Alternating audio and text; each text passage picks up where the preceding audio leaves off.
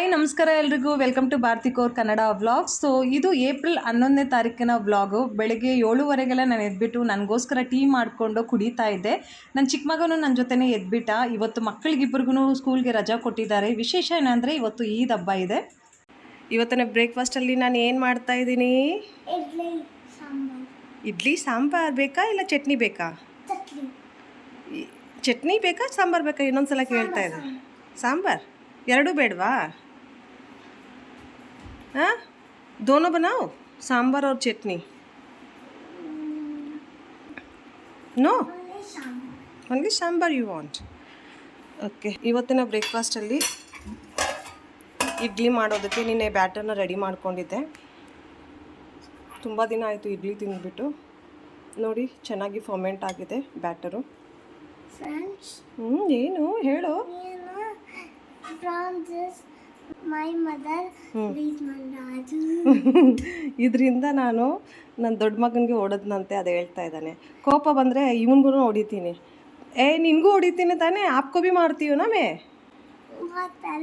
ಹಾಂ ಬಟ್ ಮಾರತಾನ. ಕೋಪ ಬಂದರೆ ಯಾರನ್ನೂ ಬಿಡಲ್ಲ.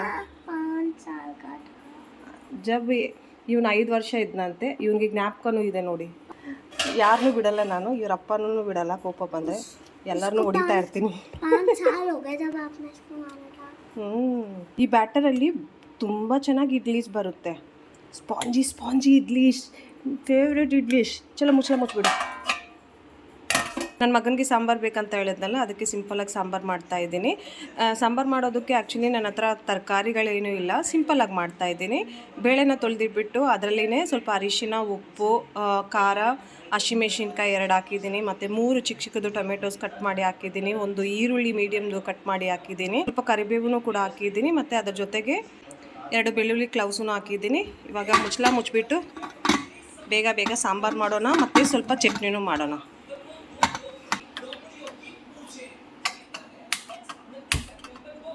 ಒಂದು ಕಡೆ ಸಾಂಬಾರ್ಗೆ ಇಟ್ಬಿಟ್ಟಿದ್ದೀನಿ, ಇನ್ನೊಂದು ಕಡೆ ಚಟ್ನಿಗೂ ರೆಡಿ ಮಾಡ್ಕೊತಾ ಇದ್ದೀನಿ.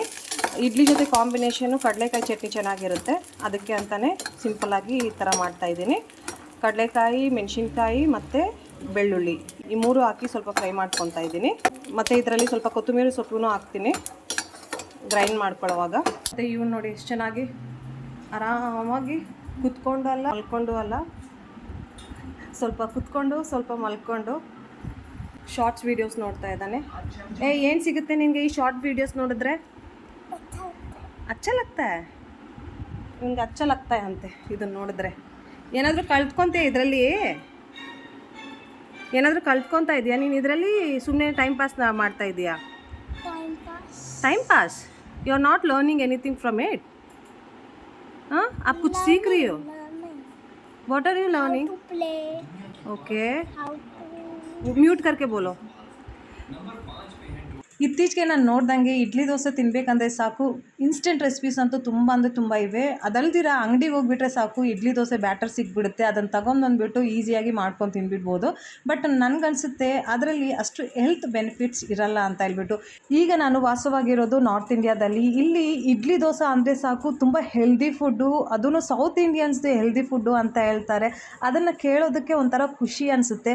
ಬಟ್ ನಾವು ಸೌತ್ ಇಂಡಿಯನ್ಸ್ ಆಗಿ ನಮ್ಮ ಮನೆಗಳಲ್ಲಿ ಇಡ್ಲಿ ದೋಸೆ ಮಾಡ್ಕೊಳ್ಳೋವಾಗ ಈಗ ಇನ್ಸ್ಟೆಂಟ್ ರೆಸಿಪಿಗಳೆಲ್ಲ ಮಾಡ್ಕೊಂಡು ಬಿಡ್ತೀವಿ. ಮತ್ತು ಅಂಗಡಿಗೆ ಹೋಗ್ಬಿಟ್ಟು ರೆಡಿಮೇಡ್ ಬ್ಯಾಟರ್ನ ತೊಗೊಂಡು ಬಂದುಬಿಟ್ಟು ಮನೆಯಲ್ಲಿ ಮಕ್ಳಿಗೂ ಮಾಡಿ ಕೊಡ್ತೀವಿ. ಅದು ಯಾವಾಗಲಾದರೂ ಎಮರ್ಜೆನ್ಸಿಯಲ್ಲಿ ಮಾಡಿಕೊಂಡ್ರೆ ಪರವಾಗಿಲ್ಲ. ಬಟ್ ರೊಟೀನ್ ಲೈಫ್ ಸ್ಟೈಲಲ್ಲಿ ಡೇ ಟು ಡೇ ಬೇಸಿಸಲ್ಲಿ ಇದನ್ನೆಲ್ಲ ಮಾಡ್ಕೊಂಡು ತಿಂದರೆ ಅದರಲ್ಲಿ ಅಷ್ಟು ಹೆಲ್ತ್ ಬೆನಿಫಿಟ್ಸ್ ನಮಗೆ ಸಿಗಲ್ಲ ಅಂತ ನನಗನ್ಸುತ್ತೆ. ಆದಷ್ಟು ನಮ್ಮ ಟ್ರೆಡಿಷ್ನಲ್ ಮೆಥಡನ್ನು ಫಾಲೋ ಮಾಡಿ ಇಡ್ಲಿ ಮತ್ತು ದೋಸೆ ಬ್ಯಾಟರ್ನ ರೆಡಿ ಮಾಡಿಕೊಂಡ್ರೆ ಅದರಲ್ಲಿರೋ ಹೆಲ್ತ್ ಬೆನಿಫಿಟ್ಸ್ ನಮಗೂ ಸಿಗುತ್ತೆ. ಮತ್ತು ಇಡ್ಲಿ ದೋಸೆ ಒಂದು ಹೆಲ್ದಿ ಫುಡ್ ಅಂತ ಈಗ ಹೆಸರಾಗಿದೆ ಅಲ್ಲ, ಅದು ಎಂದೆಂದಿಗೂ ಉಳಿದಿರುತ್ತೆ. ನನ್ನ ಈ ಪುಟಾಣಿ ಗಾರ್ಡನಲ್ಲಿ ಪುಟಾಣಿ ಕರಿಬೇವಿನ ಗಿಡ ಇದೆ. ಇದರಿಂದ ಕರಿಬೇವನ್ನ ತೆಗೆದುಬಿಟ್ಟು ಅಡುಗೆಗಳನ್ನ ಮಾಡೋದಕ್ಕೆ ನನಗೆ ಮನಸ್ಸೇ ಬರಲ್ಲ. ಅದಕ್ಕಂತಲೇ ಎಷ್ಟೊಂದು ಸಲ ನಾನು ಕರಿಬೇವು ಇಲ್ದೇನೆ ಅಡುಗೆ ಮಾಡ್ಕೊಂಡಿದ್ದೀನಿ. ಇವತ್ತು ಪಕ್ಕದ ಮನೆ ಇರೋರಿಗೆ ಇಡ್ಲಿ ದೋಸೆ ಮತ್ತು ಸಾಂಬಾರು ಕೊಡ್ತಾಯಿದ್ದೀನಿ. ಅವ್ರಿಗೆ ಈ ಫ್ಲೇವರ್ ಇಲ್ಲದೆ ಇದ್ದರೆ ಹೆಂಗೆ ಅಂತ ಹೇಳ್ಬಿಟ್ಟು ಮನಸ್ಸನ್ನು ಗಟ್ಟಿ ಮಾಡಿಕೊಂಡು ಕರಿಬೇವನ್ನ ಫೈನಲಿ ತೆಗೆದೇ ಬಿಟ್ಟಿದ್ದೀನಿ ಗಿಡದಿಂದ. ಇವಾಗ ಒಗ್ಗರಣೆ ಹಾಕ್ಕೊತಾ ಇದ್ದೀನಿ. ನಾನು ನಿಮಗೆ ಹೇಳ್ದಂಗೆ ಸಾಂಬಾರು ಮಾಡ್ತಾಯಿದ್ದೀನಿ ಮತ್ತು ಚಟ್ನಿನೂ ಮಾಡ್ತಾಯಿದ್ದೀನಿ. ಆ್ಯಕ್ಚುಲಿ ಪಕ್ಕದ ಮನೆಯಲ್ಲಿರೋ ನಮ್ಮ ಫ್ರೆಂಡು ಪ್ರೆಗ್ನೆಂಟ್ ಆಗಿದ್ದಾರೆ, 6 ತಿಂಗಳು ಇವಾಗ ಅವ್ರಿಗೆ. ನಾನು ಕೇಳಿದೆ ಏನಾದರೂ ತಿನ್ನಬೇಕಂತ ಅನಿಸಿದ್ರೆ ನನ್ನ ಕೇಳು, ನಾನು ಮಾಡಿ ಕೊಡ್ತೀನಿ ಅಂತ ಹೇಳ್ಬಿಟ್ಟು. ಅವ್ರು ಹೇಳಿದ್ರು ಇಡ್ಲಿ ದೋಸೆ ಮಾಡಿದ್ರೆ ನನಗೆ ಕೊಟ್ಟು ಕಳಿಸು ಅಂತ ಹೇಳ್ಬಿಟ್ಟು. ಸೊ ಅದಕ್ಕೋಸ್ಕರನೇ ಇವತ್ತು ಅವ್ರಿಗೂ ಕೊಟ್ಟು ಕಳಿಸ್ತೀನಿ. ಪ್ರೆಗ್ನೆನ್ಸಿ ಅನ್ನೋದೇ ಒಂದು ಎಮೋಷನ್ಸ್ನ ಕ್ಯಾರಿ ಮಾಡಿರುತ್ತೆ. ಯಾರಾದರೂ ಚೆನ್ನಾಗಿ ಮಾತಾಡಿದ್ರೆ ಮತ್ತು ಏನಾದರೂ ಕೇಳಿದ್ರೆ ಅಡುಗೆ ಮಾಡಿ ಕೊಟ್ಟು ಎಷ್ಟು ಖುಷಿ ಸಿಗುತ್ತೆ ಅಲ್ಲ. ಸೊ ಅದಕ್ಕೋಸ್ಕರ ನನಗೆ ಯಾರೇ ಪ್ರೆಗ್ನೆಂಟ್ ಇರ್ಬೋದು, ಅಕ್ಕಪಕ್ಕದ ಮನೆಯಲ್ಲಿ ತಿಳಿದವರು ಅವ್ರನ್ನ ಕೇಳ್ತೀನಿ ಒಂದು ಸಲ, ಏನಾದರೂ ತಿನ್ನೋಕೆ ಇಷ್ಟ ಇದ್ದರೆ ಹೇಳು, ನಾನು ಮಾಡಿಕೊಡ್ತೀನಿ ಅಂತ ಹೇಳ್ಬಿಟ್ಟು. ಅದೇ ರೀತಿ ನಾನು ಪ್ರೆಗ್ನೆಂಟ್ ಆಗಿರೋವಾಗ ನನಗೆ ಯಾರೂ ಕೇಳಲಿಲ್ಲ, ಅದು ಬೇರೆ ವಿಷಯ. ಬಟ್ ಯಾರಾದರೂ ಚೆನ್ನಾಗಿ ಮಾತಾಡಿ ಏನಾದರೂ ತಿನ್ಬೇಕು ಅನಿಸ್ತಾ ಇದೆಯಾ, ಏನಾದರೂ ಮಾಡಿಕೊಡ್ಲಾ ಅಂತ ಕೇಳ್ತಾರಲ್ಲ, ಆವಾಗ ಅವ್ರಿಗೆ ಸಿಗೋ ಖುಷಿ ಇದೆ ಅಲ್ಲ, ಅದನ್ನು ಯಾವುದಕ್ಕೂ ಬೆಲೆ ಕಟ್ಟೋದಕ್ಕೆ ಆಗಲ್ಲ. ಸೊ ಬೇಗ ಬೇಗ ಸಾಂಬಾರು ರೆಡಿ ಮಾಡ್ಕೊಂಡ್ಬಿಟ್ಟಿದ್ದೀನಿ, ಚಟ್ನಿನೂ ರೆಡಿ ಆಗಿಬಿಟ್ಟಿದೆ. ಇವಾಗ ಇಡ್ಲಿ ಮಾತ್ರ ಸ್ಟೀಮ್ ಮಾಡ್ಕೋಬೇಕು.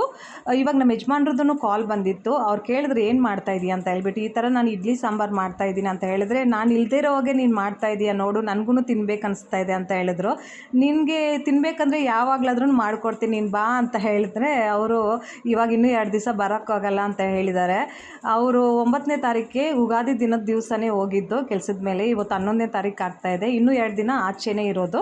ಅವ್ರು ಬಂದಮೇಲೆ ಅವ್ರಿಗೂ ಮಾಡಿಕೊಡ್ತೀನಿ. ನಮ್ಮ ಯಜಮಾನ್ರಿಗೆ ಮತ್ತು ಮಕ್ಕಳಿಗೆ ಸೌತ್ ಇಂಡಿಯನ್ ಫುಡ್ ಅಂದರೆ ತುಂಬ ಇಷ್ಟ. ನಮ್ಮ ಯಜಮಾನ್ರಿಗಂತೂ ಇಡ್ಲಿ ಸಾಂಬಾರು ಅಂದರೆ ತುಂಬ ಇಷ್ಟ.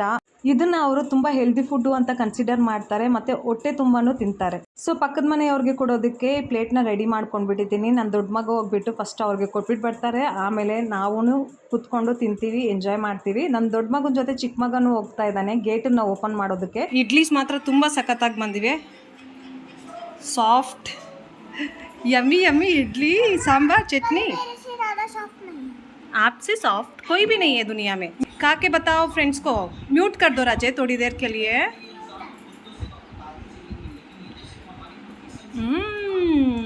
ಮಕ್ಳಿಗಿಬ್ರಿಗೂ ಹೊಟ್ಟೆ ತುಂಬ ಬ್ರೇಕ್ಫಾಸ್ಟ್ ತಿನ್ನಿಸಿ ಕಿಚನೆಲ್ಲ ಕ್ಲೀನ್ ಮಾಡಿಕೊಂಡು, ಇಡ್ಲಿ ಮಾಡಿದಾಗ ಎಷ್ಟು ಪಾತ್ರೆಗಳು ಗಲೀಜಾಗುತ್ತೆ ಅಲ್ಲ, ಅವನ್ನೆಲ್ಲ ವಾಶ್ ಮಾಡಿಕೊಂಡು ನಾನು ಹೊಟ್ಟೆ ತುಂಬ ಬ್ರೇಕ್ಫಾಸ್ಟ್ ಮಾಡಿ ಸ್ವಲ್ಪ ಹೊತ್ತು ರೆಸ್ಟ್ ತೊಗೊಂಡು ಇವಾಗ ಮಧ್ಯಾಹ್ನ 12:30 ಆಗ್ತಾಯಿದೆ. ಕಿಚನಲ್ಲಿ ಮತ್ತೆ ಬಂದಿದ್ದೀನಿ. ನಾವು 7ನೇ ತಾರೀಕಿಗೆ ನಮ್ಮ ಯಜಮಾನ್ರಿಗೆ ಸ್ಯಾಲ್ರಿ ಬಂದಾಗ ರಾಷನ್ ತೊಗೊಂಡು ಬಂದ್ವಿ. ಅದನ್ನು ಹಂಗೆ ಇಟ್ಬಿಟ್ಟಿದ್ದೆ, ನಾನೇನು ಆರ್ಗನೈಸ್ ಮಾಡಿರಲಿಲ್ಲ. ಯಾಕಂದರೆ ಸ್ವಲ್ಪ ಹಳೆ ಬೇಳೆಗಳೆಲ್ಲ ಉಳಿದಿತ್ತು, ಅವೆಲ್ಲ ಫಿನಿಶ್ ಆದಮೇಲೆ ಒಂದೇ ಸಲ ಎಲ್ಲನೂ ಆರ್ಗನೈಸ್ ಮಾಡ್ಕೊಳ್ಳೋಣ ಅಂತ ಹೇಳ್ಬಿಟ್ಟು ಹಂಗೆ ಇಟ್ಬಿಟ್ಟಿದ್ದೆ. ಈಗ ಒಂದೊಂದಾಗಿ ಎಲ್ಲನೂ ಡಬ್ಬಿಗಳಲ್ಲಿ ಫಿಲ್ ಮಾಡಿ ಇಟ್ಕೊತಾ ಇದ್ದೀನಿ. ನಾನು ಮಂತ್ಲಿ ರಾಷನ್ ಖರೀದಿ ಮಾಡಿದಾಗ ತುಂಬ ಫೋಕಸ್ಡಾಗಿ ಖರೀದಿ ಮಾಡ್ತೀನಿ, ವೇಸ್ಟಾಗಿ ಮತ್ತು ಬೇಡದೇ ಇರೋದನ್ನೆಲ್ಲ ಖರೀದಿ ಮಾಡೋದೇ ಇಲ್ಲ. ನಮ್ಮ ಯಜಮಾನ್ರು ಒಂದೊಂದು ಸಲ ಬೇಡದೇ ಇರೋದೆಲ್ಲನೂ ಶಾಪಿಂಗ್ ಮಾಡಿಬಿಡ್ತಾರೆ, ಬಟ್ ನಾನಂತೂ ನನಗೆ ಎಷ್ಟು ಬೇಕೋ ಅಷ್ಟನ್ನೇ ಖರೀದಿ ಮಾಡ್ತೀನಿ. ಅಕ್ಕಿ, ಗೋಧಿ ಹಿಟ್ಟು, ಬೇಳೆಗಳು, ಮಸಾಲೆಗಳು, ಯಾವುದೇ ಒಂದು ಕಿಚನ್ ಐಟಮ್ನ ಖರೀದಿ ಮಾಡ್ಕೊಂಡು ಬಂದಾಗ ಅದರದ್ದು ಕ್ವಾಲಿಟಿ ಚೆನ್ನಾಗಿ ಮೇಂಟೈನ್ ಮಾಡಬೇಕು. ಆಚೆಯಿಂದ ನಾವೆಲ್ಲನೂ ನೋಡ್ಕೊಂಡು ತೊಗೊಂಡು ಬರ್ತೀವಿ, ಬಟ್ ಮನೆ ಒಳಗಡೆನೂ ಯಾವ ಥರ ನಾವು ರೀಸ್ಟಾಕ್ ಮಾಡ್ತೀವಿ, ರೀಸ್ಟೋರ್ ಮಾಡ್ತೀವಿ, ಅದೂ ತುಂಬ ಇಂಪಾರ್ಟೆಂಟ್ ಆಗುತ್ತೆ. ಒಬ್ಬೊಬ್ರು ಏನು ಮಾಡ್ತಾರೆ ಗೊತ್ತಾ, ಹಳೆ ಉಳಿದಿರೋ ಬೇಳೆಗಳ ಜೊತೆ ಹೊಸ್ದಾಗಿ ತಂದಿರೋ ಬೇಳೆನೂ ಮಿಕ್ಸ್ ಮಾಡ್ತಾರೆ. ಬೇಳೆಗಳೇ ಅಲ್ಲ, ಅಕ್ಕಿ ಜೊತೆ ಅಕ್ಕಿನ ಮಿಕ್ಸ್ ಮಾಡ್ತಾರೆ, ಮಸಾಲೆಗಳ ಜೊತೆ ಮಸಾಲೆನೂ ಮಿಕ್ಸ್ ಮಾಡಿಬಿಡ್ತಾರೆ. ಇದರಿಂದ ಎಕ್ಸ್ಪೈರಿ ಆಗೋ ಚಾನ್ಸಸ್ ಬೇಗನೆ ಇರುತ್ತೆ. ಯಾಕಂದರೆ ಎಲ್ಲ ಪದಾರ್ಥಗಳದ್ದು ಮ್ಯಾನುಫ್ಯಾಕ್ಚರಿಂಗ್ ಡೇಟ್ ಆಗಿರ್ಬೋದು ಮತ್ತು ಕ್ವಾಲಿಟಿ ಆಗಿರ್ಬೋದು ಬೇರೆ ಬೇರೆ ಆಗಿರುತ್ತೆ. ನೀವು ಹಳೇದು ಹೊಸದ್ದು ಎಲ್ಲನೂ ಮಿಕ್ಸ್ ಮಾಡಿ ಇಟ್ಬಿಟ್ರೆ ಅದರಲ್ಲಿ ಲಾಸ್ ಅಂತೂ ತುಂಬಾ ಆಗುತ್ತೆ, ಹುಳುಗಳು ಬೀಳೋ ಚಾನ್ಸಸ್ ತುಂಬ ಇರುತ್ತೆ. ಸೊ ಆದ್ದರಿಂದ ರಾಷನ್ ಅಂತ ತೊಗೊಂಡು ಬಂದಾಗ ಮಂತ್ಲಿ ಒನ್ಸು ಎಲ್ಲನೂ ಅಚ್ಚುಕಟ್ಟಾಗಿ ಜೋಡಿಸ್ಕೋಬೇಕು. ಹಳೇದನ್ನು ಹೊಸದನ್ನು ಮಿಕ್ಸ್ ಮಾಡಬಾರ್ದು. ಫಸ್ಟು ಹಳೇದು ಮುಗಿದೋದ್ಮೇಲೆ ನಂತರ ಹೊಸದನ್ನು ಡಬ್ಬಿಗಳಲ್ಲಿ ಫಿಲ್ ಮಾಡ್ಕೋಬೇಕು. ಮತ್ತು ಡಬ್ಬಿಗಳನ್ನೂ ನೋಡಿ ಯಾವ ಥರ ಇದೆ ಹೆಂಗೆ ಅಂತ ಹೇಳಿ, ಒಬ್ಬೊಬ್ಬರು ಡಬ್ಬಿಗಳನ್ನ ತೊಳೆಯೋದೇ ಇಲ್ಲ, ಗಲೀಜಿಗಿದ್ರೂ ಅದರಲ್ಲಿನೇ ಹಾಕಿ ಇಟ್ಬಿಡ್ತಾರೆ, ಅದರಿಂದನೂ ಹುಳುಗಳು ಬರೋ ಚಾನ್ಸಸ್ ಇರುತ್ತೆ. ಸೊ ಅದನ್ನೆಲ್ಲ ನೋಡಿ ಕಿಚನ್ನ ಮ್ಯಾನೇಜ್ ಮಾಡಿಕೊಂಡ್ರೆ ಲಾಸ್ ತುಂಬ ಕಡಿಮೆ ಆಗುತ್ತೆ ಮತ್ತು ಒಳ್ಳೆ ಹೆಲ್ತೂ ಸಿಗುತ್ತೆ ಅಂತ ನನ್ನ ಒಂದು ಅನಿಸಿಕೆ.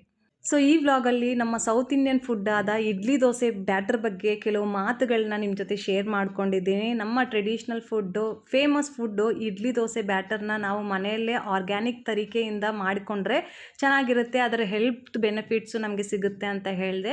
ಅದ್ರ ಜೊತೆಗೆ ಯಾರಾದರೂ ಪ್ರೆಗ್ನೆಂಟ್ ಆಗಿರೋರು ನಮ್ಮ ಅಕ್ಕಪಕ್ಕದಲ್ಲಿ ಇದ್ದರೆ ಏನಾದರೂ ತಿಂತೀಯಮ್ಮ ಮಾಡಿಕೊಡ್ಲಮ್ಮ ಅಂತ ಹೇಳಿದ್ರೆ ಅವ್ರ ಮನಸ್ಸಿಗೂ ತುಂಬ ಖುಷಿ ಸಿಗುತ್ತೆ. ಸ್ಪೆಷಲಿ ನ್ಯೂಕ್ಲಿಯರ್ ಫ್ಯಾಮಿಲಿಯಲ್ಲಿ ಇರ್ತಾರಲ್ಲ, ಅವ್ರಿಗಂತೂ ತುಂಬ ಅಂದರೆ ತುಂಬ ಖುಷಿ ಸಿಗುತ್ತೆ.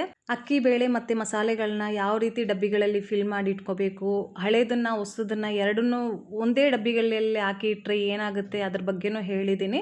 ಐ ಹೋಪ್ ನಿಮಗೆ ಈ ವ್ಲಾಗ್ ಇಷ್ಟ ಆಗುತ್ತೆ ಅಂತ ಅನ್ಕೊತೀನಿ. ಇಷ್ಟ ಆದರೆ ಪ್ಲೀಸ್ ಲೈಕ್ ಮಾಡಿ, ನನ್ನ ಚಾನಲನ್ನು ಸಬ್ಸ್ಕ್ರೈಬ್ ಮಾಡಿ ಹಾಗೂ ಪ್ಲೀಸ್ ಸಪೋರ್ಟ್ ಮಾಡಿ ಅಂತ ಕೇಳ್ಕೊತಾ ಇದ್ದೀನಿ. ನೀವು ಸಪೋರ್ಟ್ ಮಾಡಿದ್ರೆ ಒಂದು ಮೋಟಿವೇಶನ್ ಸಿಗುತ್ತೆ, ಮೋಟಿವೇಶನ್ ಇದ್ದರೆ ಏನಾದರೂ ಕೆಲಸ ಚೆನ್ನಾಗಿ ಮಾಡ್ಬೋದು ಅಂತ ನನ್ನ ಒಂದು ಅನಿಸಿಕೆ.